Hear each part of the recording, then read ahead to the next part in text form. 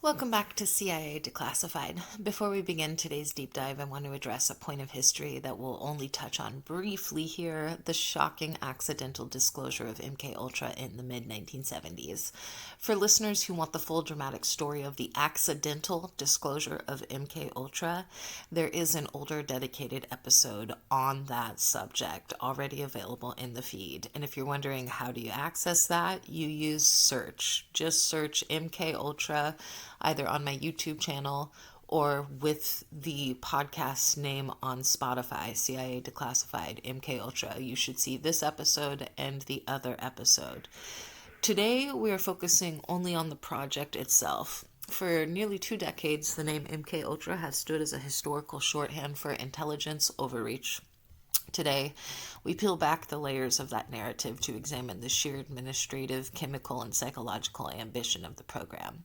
The genesis of MKUltra lies in profound institutional fear, the successful psychological conditioning of American prisoners of war during the Korean conflict. Confessions and ideological shifts, often attributed to what was termed brainwashing, convinced the highest echelons of the CIA that the Soviets and the Chinese held a terrifying technological edge in the psychological arms race.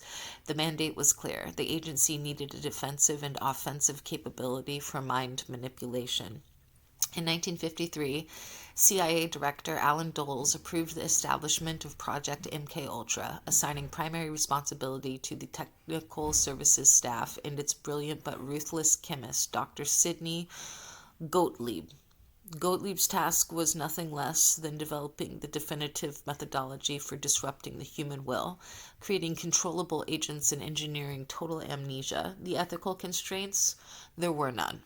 MKUltra's secrecy was guaranteed by its structure, not just its classification level. It was a project designed to fail gracefully, ensuring that exposure of one part would not compromise the whole.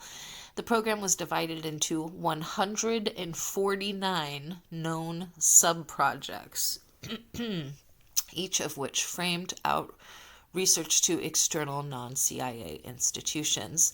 The funding mechanism was meticulously designed to create distance. And you may be wondering, listeners, are there any episodes on some of the 149 sub-projects? Yes, there are.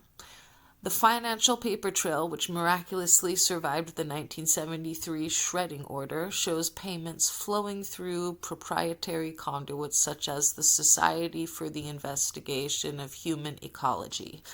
This foundation was simply a shell company used to funnel CIA money to academic researchers. CIA document RD 1960-00045, Quarterly Financial Report, Internal TSS Audit. This is a quote from the document. Funds dispersed via conduit number 3 for subactivity 68 have been successfully applied to the objective of unpattering within the institutional environment. The recipient organization remains unaware of the ultimate agency funding source. The success of this methodology in shielding the agency is fully satisfactory. End quote. Subactivity 68 was the sub-project that funded the devastating work of Dr. Ewan Cameron in Montreal, which we will discuss shortly. The audit confirms the primary goal was administrative deniability. The conduit was the way to plausible ignorance for both the recipient institution and the CIA itself. Gottlieb's team explored nearly every chemical compound capable of altering consciousness, but the focus rapidly narrowed to potent hallucinogens. LSD-25 was the clear favorite. The agency was obsessed with its ability to induce a temporary, profound state of psychosis. The operational goal was not recreational. It was to find the magic bullet for interrogation. From CIA document HR 7515, LSD Operational Use Survey. This is dated 1957. Quote, this is a heavily redacted section. Initial trials demonstrate that in a dosage of redacted micrograms, the subject's defense are entirely compromised, resulting in redacted for 3 lines, and a state highly conducive to suggestion. However, the unpredictability of this reaction profile renders the compound unsuitable for reliable field use in a single application. End quote. Hypothesis on that redaction. The redaction likely hides the specific lethal or near-lethal dosage used in early trials, as well as the immediate catastrophic psychological side effects observed, e.g. severe panic attacks, psychological break, which would definitively prove the agency knew the dangers before moving to unwitting testing. It also likely hides the precise suggestion used, which could reveal specific operational targets or methods. The notorious Operation Midnight Climax was launched to study LSD on unwitting subjects in real-world environments. Safe houses in San Francisco and New York, staffed by prostitutes, served as monitoring labs.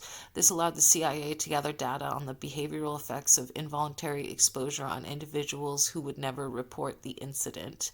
Another chemical of intense interest was BZ, an anticholinergic, I don't know how you pronounce this, anti-CHOLINERGIC drug. This compound was studied because it could cause severe disorientation, delirium, and incapacitation lasting for days, often without any clear memory of the event. Another quote from CIA document TSS 1407, Agent BZ, utility as a reversible incapacitant. Here's the quote. The agent's capacity for inducing temporary catatonia and complete paralyzing memory loss for a duration of up to 96 hours is of paramount interest. Unlike other chemical means, BZ induces a profound fugue state, leaving the subject effectively neutralized and without the capacity to recall the events leading to neutralization. End quote. The utility was tactical, the perfect chemical for incapacitating an enemy agent long enough for operational extraction or covert search, leaving no trace in their memory. The chemical research was often combined with extreme psychological pressure, leading to the de-patterning work. Dr. Ewan Cameron, head of the Allen Memorial Institute in Montreal, received hundreds of thousands of dollars from the CIA via the sub-project system to pursue research into, quote, psychic driving, end quote. Cameron believed the mind could be wiped clean. His methods constituted pure torture. 1. Massive electroshock, administering high-voltage frequent electroshock therapy sometimes multiple times a day. 2. Drug-induced sleep. Subjects were placed in a chemically induced coma for weeks, isolating them from all external reality. And 3. Repetitive loop therapy. While comatose or severely incapacitated, patients were forced to listen to repeated looped audio messages, often recordings of their own voices repeating self-deprecating or abusive phrases for up to 16 hours a day. Another quote from another CIA document. This is reference IG-63-3, Inspector General Survey of Technical Services Activities. This is dated 1963. This is an excerpt from IG's concerning regarding external contracts. The use of institutionalized subjects in projects involving redacted, it's the name of an institution obviously, and redacted, the name of a doctor, raises severe ethical, legal, and political hazards. The agency's position as a sponsor in these programs is untenable given the complete absence of established medical protocols or informed consent procedures. This vulnerability is not commensurate with the expected operational goal. End quote. Hypothesis on these redactions. The redactions here are highly likely protecting the identities of the medical professionals and institutions, specifically the Allen Memorial Institute and specifically Dr. Cameron, that collaborated with the CIA. Naming them would have exposed those institutions to civil liability and destroyed their reputations, something the agency worked hard to prevent for its partners. The results of Cameron's work were catastrophic. Subjects suffered permanent, profound amnesia, cognitive degradation, and a complete inability to function. This was not just a failure, it was an act of deliberate state-funded destruction of identity. MKUltra's legacy is complex, a monumental failure to achieve a controllable agent, but a chilling success in demonstrating the lengths to which an intelligence agency will go when operating outside public oversight. The surviving documents, though fragmented, offer a stark window into the cold, calculated inhumanity that permeated the project's 20-year run. Thank you for joining us for this deep, difficult analysis of the project itself. Our next episode, we turn our attention from a project that became notorious to a document that remains largely obscure. We will be analyzing a recently declassified and little known technical report concerning a capability the CIA called the quote, psychotronic weapon, end quote. Join us for our next episode, CIA Declassified, Technical Note 502583, the psychotronic weapon. Until then, understand the depth of the shadow government, maintain your vigilance, and keep your critical thinking sharp. I'll see you in the archive.